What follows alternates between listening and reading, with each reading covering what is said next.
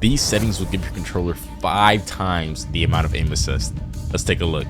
Yep. I don't have much shield for it. Okay, that's the wrong clip. Roll the real one. Alright, so if you guys are new here, my name is Rory. I make a whole bunch of Apex Legends content, so make sure you guys are hitting that subscribe button. In today's video, I'm going to be helping my fellow controller players find the best settings to really just laser and beam kids. Now make sure you stick all the way to the end of the video. I'm going to be giving you guys a major tip that you guys may or may not know that increases your aim assist by so much. But let's hop into the firing range and talk certain settings. Now before we get straight into this, it should be known that there are 2 types of controller players. You get people like Ecstasy who play on ALC settings where they can basically find the slightest, and I mean this allows you to tweak down to where your movement, you get the tiniest bit of frames that allow you to basically control your movement as best as you can. And then you get other players like the #1 pred Chaotic, who plays on simple settings, has extremely good aim, and yeah, that's just pretty much it. It has ridiculously good aim with just simple settings. So in today's video, I want to talk about both of them. First, let's talk about my personal settings. You guys came here for pretty much the aim, so I'm really only going to go over the movement and the aim. So I play on 4-3. Now your ADS, the lower the sensitivity is for your ADS, the more like aim assist you're gonna feel in a sense. You don't want to go all the way down to, you know, very, very low. It's gonna be too slow. But somewhere I found around the 3 and the 4 mark is absolutely perfect. Now your look sensitivity, you can play around with it as much as you like. I think 4 is pretty good for me right now. Like, I don't see any need to really change my look sensitivity. But a lot of people who like to play on a faster sense, you can turn that all the way up. The thing that really matters when you're aiming is your look sensitivity and being able to control that. Other things that matter on this tab for your aim are going to be response curve and look dead zone. Now for your look dead zone, when you lower that, it's usually better to lower it. The reason I don't is because when I do lower it, you see that how I'm moving without even touching my controller right now. That's exactly why I don't do it. Even though it's not major, it still would bother me, and I just don't like it. But a lot of people like to control that because lowering your dead zone gives you more control over your stick, and the input that you need to put into your analog sticks is much less than with the higher dead zone. And I'm sorry if that doesn't make sense, but basically that means your analog sticks are more sensitive to the input of your thumbs, so it just makes it easier for you to move around. That's probably the simplest way I can put it. Probably the most important settings here that a lot of controller players don't do, it really just depends, because some people like it, some people don't, but it's vibration. Now I noticed like drastic improvement with my aim when I turned this off, man. Seriously, the whole vibrating whenever you're shooting someone or doing damage, like it messes up your aim. It truly does. Like even by like 2 or 3 bullets, that could completely change an entire gunfight. So I have my vibration off personally. Some people like it on because they say that it helps them aim better, but try it turning it off and see what you guys think. Now let's talk about ALC settings. Now a big tip, if you guys did not know, for your per optic settings, if you go in here, these transition over to when you have ALC settings off. So even if you're playing on the regular sensitivities, whatever you do to here, and say you have that, you turn this off, it still corresponds to this. Like, see, that's crazy, bro. Yo, I can't even control that. But yeah, you get what I mean. Basically, you can tweak this all you want, even if you do not use ALC settings. Now, what a lot of people love to do with these ALC settings, and they like to play linear.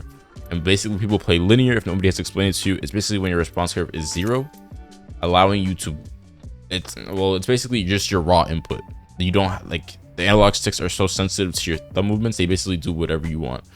People that like a lot of movement, like my boy Ecstasy, you know, like, they're insane, by the way, but they play on 0 response curve because it allows them to really do all the fine and smaller movements that they love to do. And then second, their dead zone, they usually have this as low as possible. I've seen people that have this on like 2, but the thing with me is when I have that, my controller goes like this. I'm basically looking up to the moon without even having to touch my controller. That's how bad it is.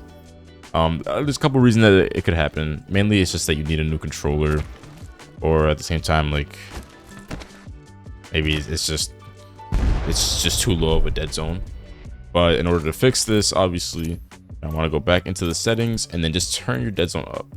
And what people do this until they get no stick drift, or at least until they can get stick drift that they can control. See, like for me, 4% isn't horrible. It's still moving a little bit, but there are points where like I'm moving around and like the camera's kind of swaying. I don't like that because it makes me feel like I'm not in control. People say the exact opposite, that it gives them even more control over their player. So just tweak with these settings, and honestly, it's your preference, man. So just play around with it. As for yaw speed and pitch speed, honestly, all this is completely your personal preference. Well, all your settings are going to be, but this is really where you get to like go down to the exact level where you like turning, say, horizontal or vertically. It's exactly where you're going to do it. Everyone I've seen do not touch these settings or these down here. They mainly just play around with these top 4: the yaw speed, pitch speed, turning extra yaw, turning extra pitch, and then just the yaw speed and pitch speed. That's pretty much all you need to play around with. As long as you find something comfortable in that range, we should be okay. And then of course, target compensation and melee target compensation on. It's basically like your aim assist. You always want that on. Now personally, if you put the two together, ALC versus the actual standard, the one that I would pick really just depends on what you're trying to do. If you're a movement player who also likes to have good aim, I would go with ALC settings. I think it's absolutely perfect for you. I think it's exactly what you need to get the most comfortable with your Apex Legends as you absolutely can. So that's going to be where you're going to shine at 100%. For players who just like having good aim and absolutely beaming and destroying kids without having that movement aspect, you can still have movement, but I'm saying it's not going to be as good as it can be with ALC settings. Just the regular settings like I have are going to be perfect for you. Now for the secret setting I was telling you guys about that is going to actually help your aim assist on controller is going to be your FOV. Now everyone usually plays on 110 just because you get the absolute most out of your screen. This is really good to actually feel like you're fast in Apex Legends, which in turn helps you play better, in my opinion. But in terms of actually shooting and aiming, what a lot of people do is that they go down on FOV, simply because one, the enemies look bigger and they look, more clear, obviously, to hit, and two, they feel like that aim assist is a little stronger. Let me show you what I mean by this. Now for my control players, I know you guys definitely see it. Even with your camera, it locks onto the enemy. Like, look, that's completely insane, especially when you're aiming. Like, you can kind of feel like a little boundary there that kind of locks you onto your opponent. Now if you lower your FOV a little bit, let's put mine, this is ideally what I like to play on 104. I think it's the best for you. You actually feel fast, and your aim assist is also just as strong, especially for hip fire and everything. It feels just a lot stronger for me personally. Now a lot of people of course like to go down FOV as much as they can without sacrificing that movement aspect that you feel from it. But if you're having trouble aiming, try lowering your FOV a little bit. Console players usually play at around 90, and then console players that come to PC usually play at around 104. I definitely test it out. Like I keep saying, it's all preference, man. At the end of the day, this is my opinion. I just wanted to give you guys like a little bit of information so you guys can make your own choices.